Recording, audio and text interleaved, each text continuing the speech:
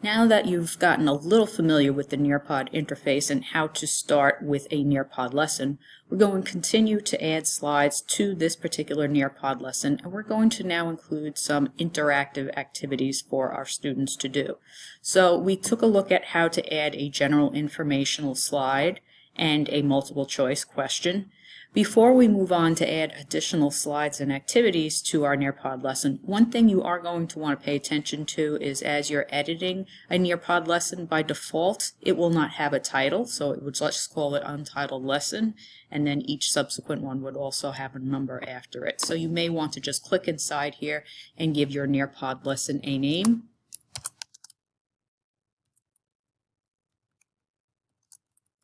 And then once you hit enter, that name is now automatically saved.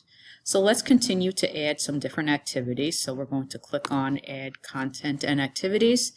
And now we're going to come down over here to the Quizzes and Games edition. So we have all these types of activities that we can add. And again, if you click on any one of these activities, on the sidebar over here, you'll get some information about what this activity is all about.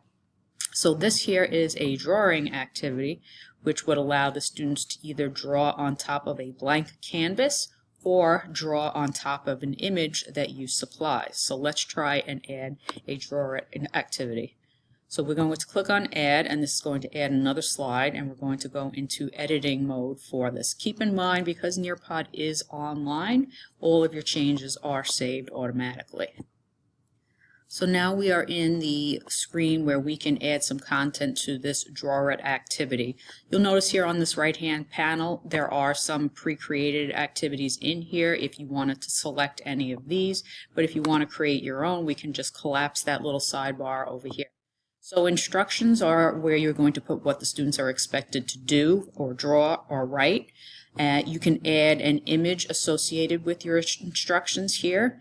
And then here you also have the option to add a background image that you want the students to draw on.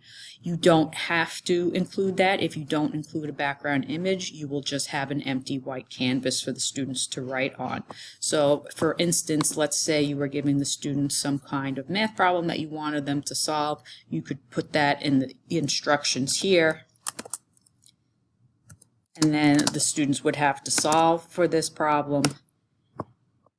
And if we just wanted to take a look at what it looks like here, we could hit Save. And then we will preview it to see what it would look like on the student end. So a Draw It activity can be very simple to create, or you can make it more, add more features to it. So let's go ahead and just preview this. What a very simple Draw It screen would look like for the students. The instruction shows here.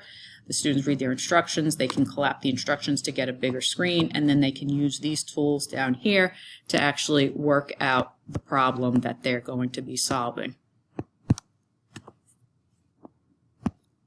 Now we're going to exit this preview by clicking this X here. Now if you wanted to make any changes to any of these slides you have added to your Nearpod lesson, you can do so just by clicking on it. And that will open up the editing feature of this. So to give you an example of how you can change this activity, if we uploaded an image or something that we had saved, it will accept these formats, a JPEG, a PNG, which is also an image file, or a PDF.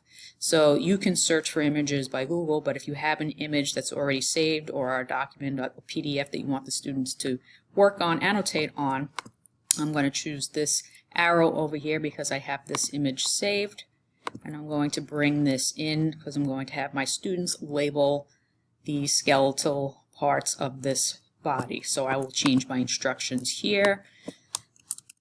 Label the bones of the skeletal system.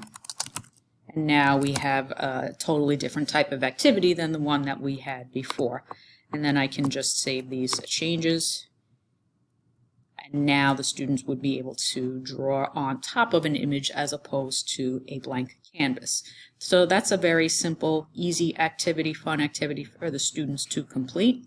Let's take a look at one more activity in the next video, and then we'll move on to some of the built-in Nearpod features that, such as virtual reality and different types of labs that can also be brought in.